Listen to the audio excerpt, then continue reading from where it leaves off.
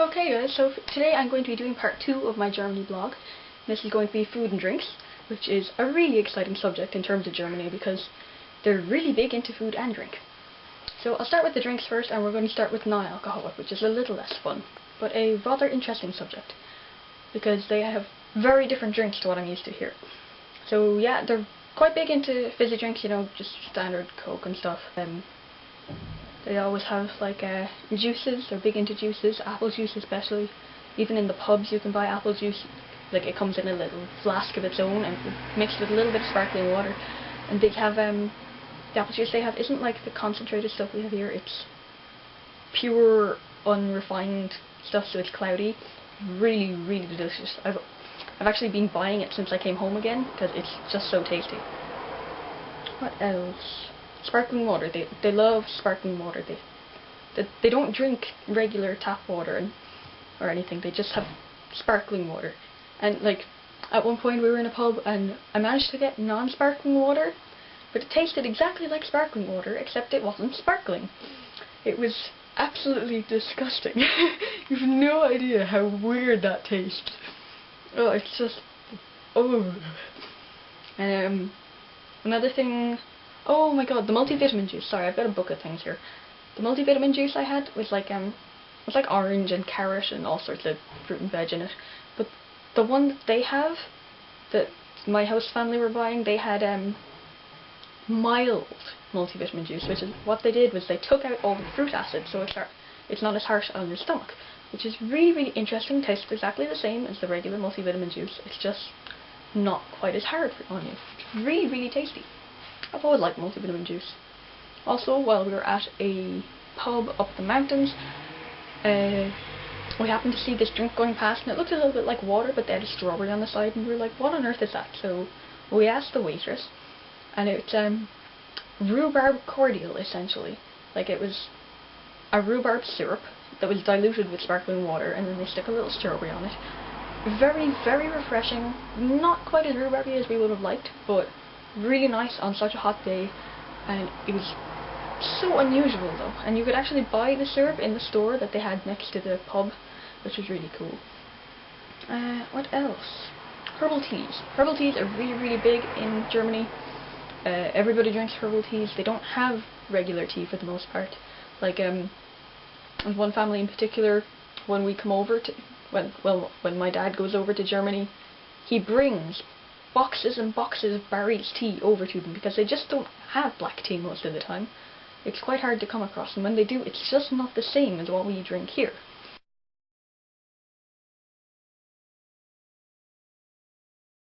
It's kind of, you know, European standard black tea, which is a little interesting, but it's just not the same. I think that's pretty much it for the non-alcoholic. For the alcoholic, I had we had this apple wine stuff, which was pretty much like the apple juice. It was homemade apple wine, unfiltered and everything, about 9% alcohol in. But you dilute it with sparkling water or with lemonade because it's made homemade. It's actually really bitter. It's not. Well, they call it sour over there. It's not, you know, sweet like a cider that you'd get over in like Bulmers or whatever. Like, it's not like that at all. It's kind of bitter, so if you dilute it with lemonade, it makes it kind of sweet. It's really quite tasty. I ended up having about 4 glasses of it before we went to the priest's first mass. Probably a bad idea because I smelled like a brewery going in there, and I just had to hope they didn't notice. What else? Beer over there, they're really big into like their kind of unfiltered beers, like Weissen beer, which is, it's slightly cloudy. I don't know what it tastes like. I don't drink the stuff. They're quite big into like beer shandies, which is where you put like lemonade or something into the beer. Not as bad as I was expecting, to be honest. Still not something I would drink personally. There was also this this health remedy that my mother got, and it's made of pure alcohol with herbal extract in it, and it's good for like your stomach and your heart and everything. And you get a little shot glass and you put a tiny little bit in it, and then you dilute it with water. And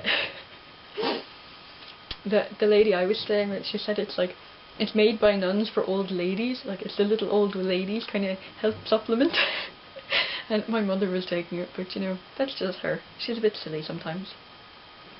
And that is all for the drinks. Next on to food, which is... oh, food. Yeah, that pretty much says it all. By the way, sorry if the lighting is getting kind of dull. It's getting quite late. I've got a little light over there, but it's not really doing much, I don't think.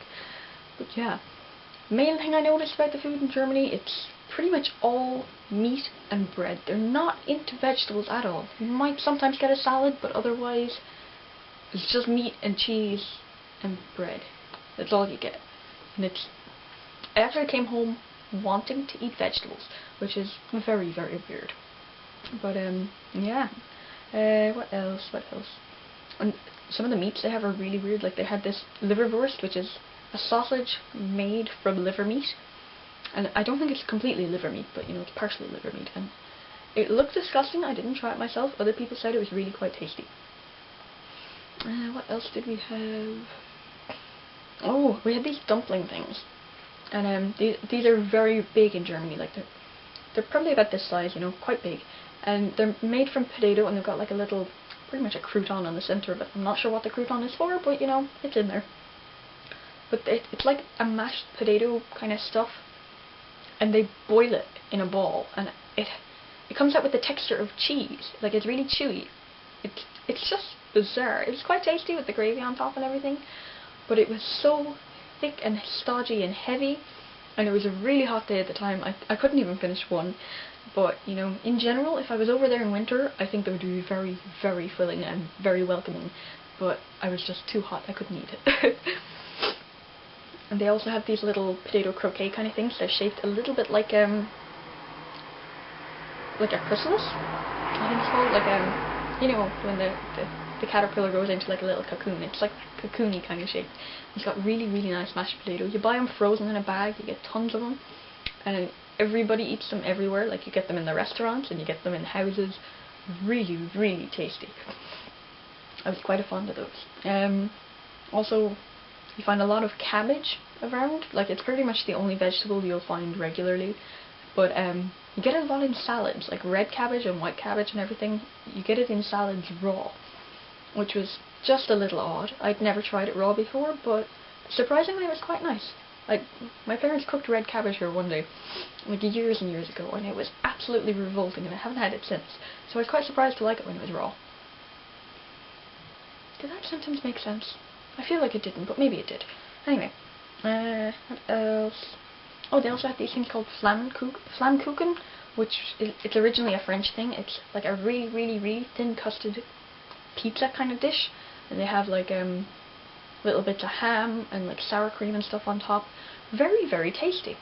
Yeah, it was quite odd. It's a bit weird that it has a German name when it's a French product, but you know, Germans do silly things. I also had a tagliatelle kind of stuff. Very tasty. Pretty much just like regular tagliatelle dinner stuff with creamy sauce, and there was whatchamacallit, asparagus in it. White asparagus. I'd never had white asparagus before. Quite tasty, actually. I wasn't expecting to like it, but you know, it wasn't as bad as I was expecting. And while I was having that, other people were having like schnitzels and stuff. Now, I didn't get to taste schnitzel, which I was very disappointed about. But they had like regular schnitzels and they had veal schnitzels, which I never expected veal to be so white. I was quite surprised. But you know, it's a very white meat. But yeah, I also tried artichoke while I was there. They had it like in jars, kind of in oil and flavorings and stuff. Didn't especially like it. I'm glad I've tried it, but you know, not my food. Definitely not. And on to the desserts, which is the most important things. Now, a lot of the time they use fruit in their desserts. They're very big into fruit desserts. They also have these specific kind of German chocolate cakes. I'm not sure what they are. I don't eat chocolate myself. They also eat a chocolate spread for breakfast, which is quite weird. They just have, you know, bread with chocolate spread on it. You know, as you do. But yeah, fruit is very, very much in for desserts. Like, when I was at my parents' host family's house, can't speak anymore, we had strawberries that they picked fresh from the garden the previous day, and they'd covered in sugar, and then they let them kind of juice up and everything, and then they served it with ice cream and cream. Really, really tasty. Oh my goodness, they're unreal strawberries. I also had this strawberry and prosecco cake, which was like a sponge layer with strawberry and prosecco mousse on top. Very, very tasty. Rhubarb strudel. Rhubarb was in season at the time when I went over there, so there was rhubarb everywhere. I had rhubarb strudel, and I had this rhubarb sponge cake with like meringue on top, and the rhubarb drink, of course. Like, rhubarb was everywhere, and it's so tasty. It was unreal. I also had this strawberry tart. I'd never had one before. It's like, you know, the ones with the jelly filled with strawberries and stuff. Really tasty. Again, the strawberries, you could tell they were really fresh. They weren't from a can. They were like, you know, real fresh strawberries. So good, so good. And yeah, that's pretty much all we had over there. One of the things I did notice though is that most of the people over there try to eat organic food. That's not really possible in Ireland because it's so expensive. But over there, organic food is much cheaper. So it is, you know, a viable option for people to do. Also, a lot of them produce their own products, even if they only have like a small area in their garden. Like, they'll all have, you know, lettuce and herbs and stuff.